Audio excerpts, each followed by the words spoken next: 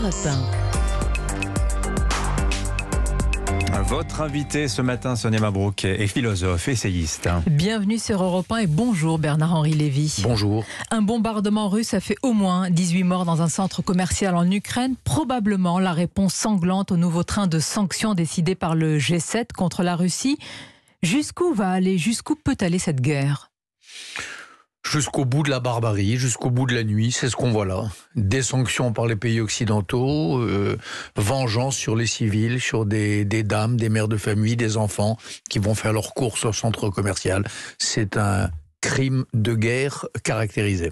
Il n'y a pas de limite, semble-t-il, du côté de Poutine. Mais a-t-on nous-mêmes, Bernard-Henri Lévy, une limite à ne pas franchir pour ne pas basculer dans la guerre directe et totale ? Il faut évidemment éviter de basculer dans la guerre directe et totale. Mais en revanche, il faut aider les Ukrainiens à gagner cette guerre parce que c'est la seule manière honorable et intelligente de sortir de cette guerre. C'est que les Ukrainiens la gagnent. S'ils la gagnent, ça veut dire que Poutine la perd. Bien sûr. Donc il faut défaire Poutine. Il faut aider les Ukrainiens à défaire Poutine, à obtenir que l'armée russe retourne dans ses casernes où elle était avant le 24 février. Ce serait juste, parce que cette invasion n'avait aucune justification, et je crois que pour nous, occidentaux, ce serait bon pour l'avenir. Dans votre documentaire intitulé « Pourquoi l'Ukraine ?», qui sera diffusé ce soir, 22h25 sur Arte, vous racontez, Bernard-Henri Lévy, les premiers jours de l'invasion de l'Ukraine. Vous êtes allé sur place, d'ailleurs vous y êtes retourné à plusieurs reprises, filmant les conséquences de cette guerre, la résistance aussi de nombreuses villes, Boutcha notamment. On va écouter un extrait. Il n'y a pas deux options, il y en a une, que Poutine recule, capitule. Leur guerre est notre guerre. Leur défaite serait notre défaite.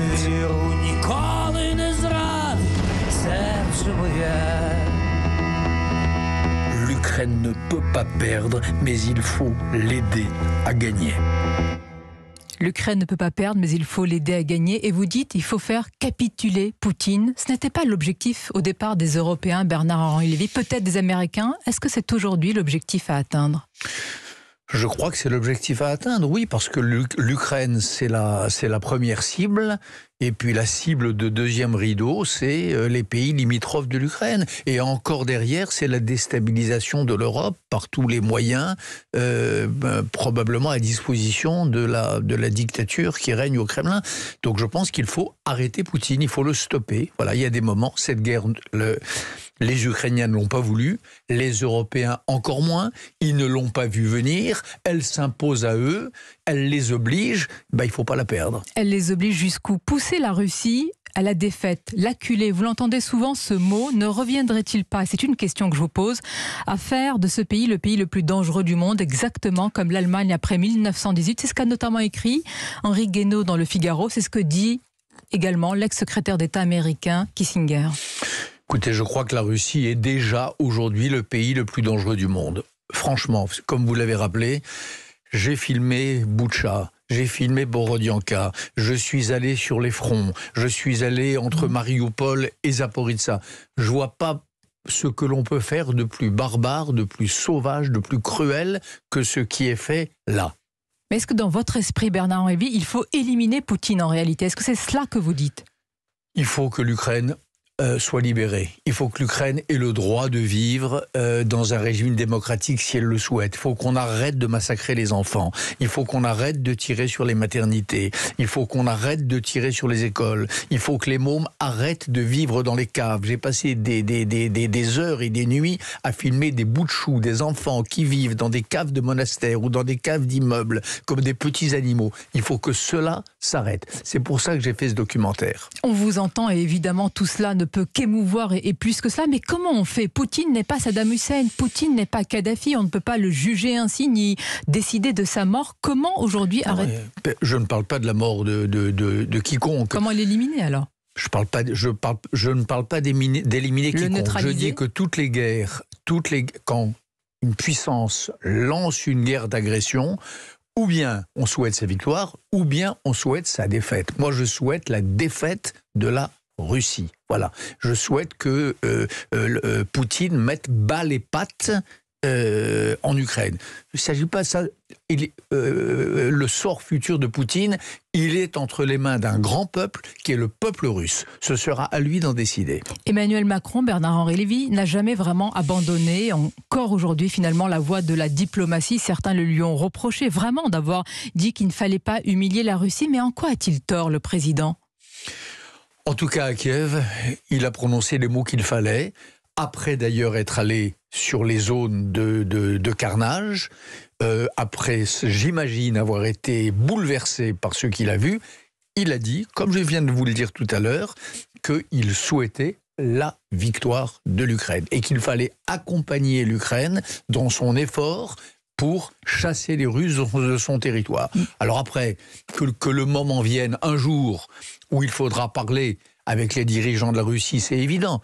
Quelle que soit l'issue d'une guerre, bien sûr qu'il y a un moment où il faut s'asseoir à la table. L'erreur, ce serait de s'asseoir à la table aujourd'hui. Pourquoi ? La négociation, la diplomatie, est-ce que ce n'est pas ce qui nous différencie justement des va-t-en-guerre, des jusqu'au-boutistes, des assoiffés de la guerre ? Pour une raison très simple, Sonia Mabrouk, c'est qu'aujourd'hui, Poutine ne veut pas s'asseoir, ne veut pas négocier, ne veut pas faire de compromis. Il n'y a rien à négocier avec lui. Pour l'heure, il est animé par ce que vous voyez tous les jours. Encore hier, l'attaque contre ce centre commercial, et ça n'est qu'une goutte d'eau dans l'océan de sang qui s'est répandu sur l'Ukraine. Poutine, aujourd'hui, il veut anéantir l'Ukraine au maximum. Enfin, le projet, en tout cas, c'est celui-là, sauf qu'évidemment, les Ukrainiens résistent. Donc, face à ça, il n'y a pas à négocier, il y a à résister et à gagner. On veut comprendre pourquoi, dans votre esprit, Bernard-Henri Lévy, la négociation serait une forme de soumission à l'agresseur. Pourquoi, dans une guerre, il y a une négociation, c'est le propre de la diplomatie. Il y a une discussion et il y a une négociation quand la guerre s'arrête, quand on cesse le feu. Ça s'appelle une reddition à ce moment-là. On essaie de négocier ça avant. s'appelle le dénouement d'une guerre. Il faudra bien, cette guerre-là, qui encore une fois a été décidée unilatéralement par la Russie. Elle va bien s'arrêter un jour ou l'autre. Alors on verra au bénéfice de qui. De toute façon, ça sera au tort des populations civiles et de toutes ces femmes et ces enfants dont je vous parlais tout à l'heure. Mais cela étant dit, il y a bien quelqu'un qui gagnera cette guerre. Bon, on verra. Ce jour-là, bien sûr qu'il faudra s'asseoir. Mais pour l'instant, donner à Poutine une prime, une respectabilité, le traiter comme un interlocuteur responsable, là, quelques heures après ou quelques heures avant qu'il commette des crimes de guerre inqualifiables, cela serait indigne. On vous entend vraiment fortement ce matin et en même temps on se demande, je vous ai cité Henry Kissinger, Henri Guénaud, d'autres voient aussi en Allemagne, est-ce que nous ne marchons pas comme des somnambules vers une guerre totale parce que nous ne voulons pas nous asseoir aussi, fût-il, avec un ennemi et puis quelqu'un qui fait des atrocités aujourd'hui à la même table ? Est-ce que nous ne sommes pas... Qui est l'ami ? Vladimir Poutine ? L'ennemi. Ah, l'ennemi, bien sûr. Je suis avec un ennemi. Sonia Mabrouk, est-ce qu'en 1943, on cherchait à s'asseoir à la table avec Hitler ? Est-ce qu'on cherchait une porte de sortie pour Hitler ? Est-ce qu'on cherchait le compromis avec Hitler ? Non, on cherchait à le vaincre et à délivrer l'Allemagne, comme a dit un grand président allemand 30 ans plus tard, du nazisme et d'Hitler. C'est ça le but de guerre aujourd'hui honorable. Tout autre but, toute autre intention de la part des Ukrainiens ou de la nôtre ne ferait qu'aggraver la crise et la menace qui pèsent sur l'Europe. Quand vous entendez Bernard-Henri Lévy, Poutine justement évoquer le projet de dénazification de l'Ukraine, il l'a fait à plusieurs reprises, comment vous avez réagi ? C'est une infamie de la part du président qui a un ministre des Affaires étrangères qui ose dire qu'Hitler avait du sang juif. C'est fort de café. De la part d'un président, donc Poutine, dont les obus tombent sur Babi Yar, ce lieu saint où sont enterrés 33 171 juifs qui ont été massacrés par la Shoah par balle.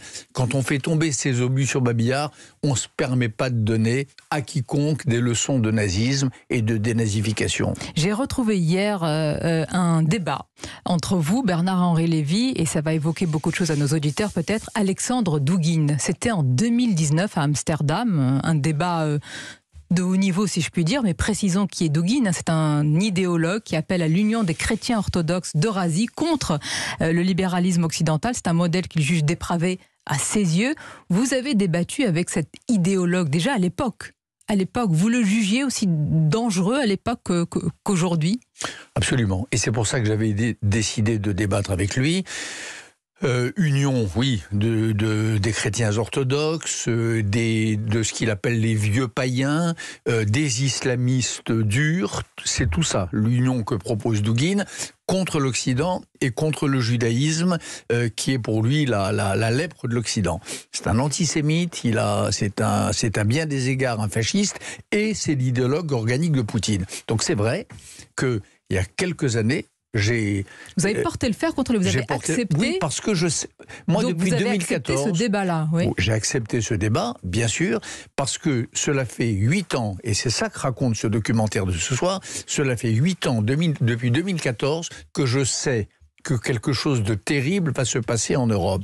Je sais que Poutine, c'est pas juste un revanchard ou un homme qui veut reconstituer l'Union soviétique. Il a un projet doctrinal. Et sa doctrine, son projet, c'est de déstabiliser l'Europe autant qu'il le pourra. Et après Poutine, on ne va pas effacer la Russie de la carte. La Russie restera arrimée à l'Europe. Mais comment va-t-on faire? La Russie restera arrimée à l'Europe. Et avec un peu de chance, la belle promesse de 1989, la belle promesse de la perestroïka et des quelques années qui suivirent sera enfin réalisée. Peut-être que la Russie prendra enfin le chemin de la démocratie et puis le chemin que lui indique sa grande histoire. Le peuple russe, il n'est pas voué à la misère, au tsarisme, au stalinisme et aujourd'hui à cette espèce de mélange de stalinisme et de dictature nouvelle qu'est le poutinisme. Il n'est pas damné, le peuple russe. Mais justement, je voulais en arriver là. Vous avez entièrement raison, Bernard-Henri Lévy, mais est-ce à nous, et j'allais dire au bloc occidental, de dire quel est le chemin à suivre à la Russie et à d'autres pays dans le monde? Non, mais c'est à comme nous, on l'a fait pour d'autres pays.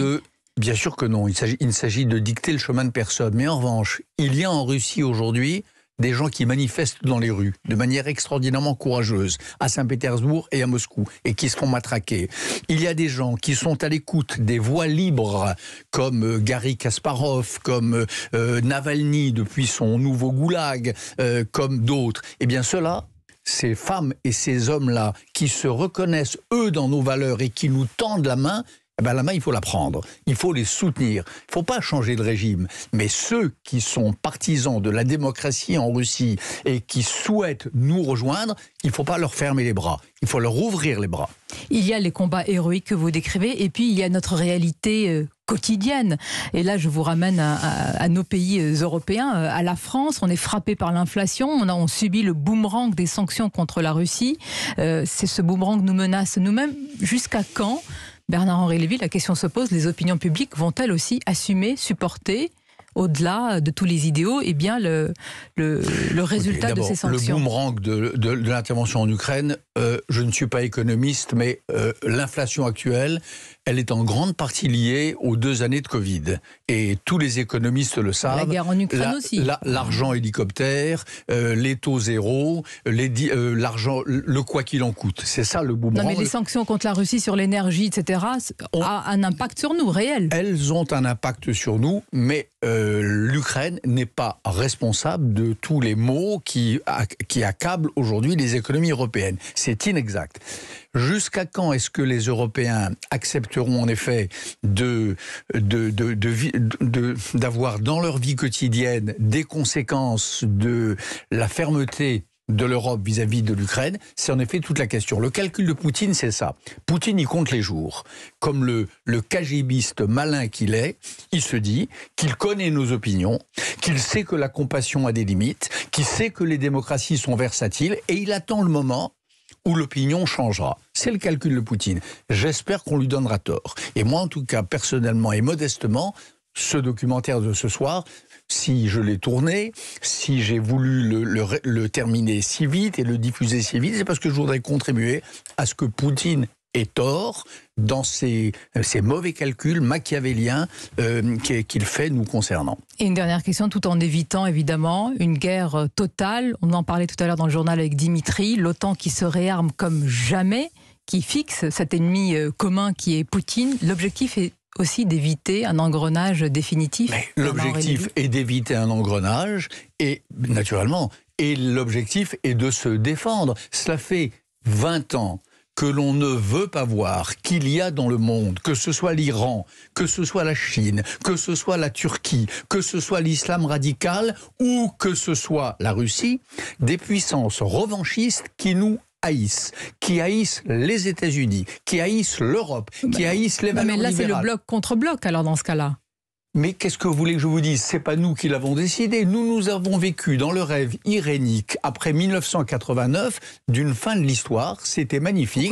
Le monde entier était gagné aux idées libérales et nous allions pouvoir vivre dans un état de paix perpétuelle. Poutine, Xi Jinping et les ayatollahs iraniens en décident autrement. Face à ça, qu'est-ce qu'on fait face à cette réalité? On résiste ou on se couche? Moi, j'ai pas envie de me coucher face aux Chinois, face aux Russes, face aux Iraniens et face à Erdogan. Merci Bernard-Henri Lévy et restez éveillés ce soir. Ne vous couchez pas avant 22h25 puisqu'il y a ce documentaire sur Arte intitulé « Pourquoi l'Ukraine ?» Merci à vous et bonne journée. Merci Sonia Mabrouk. Voilà,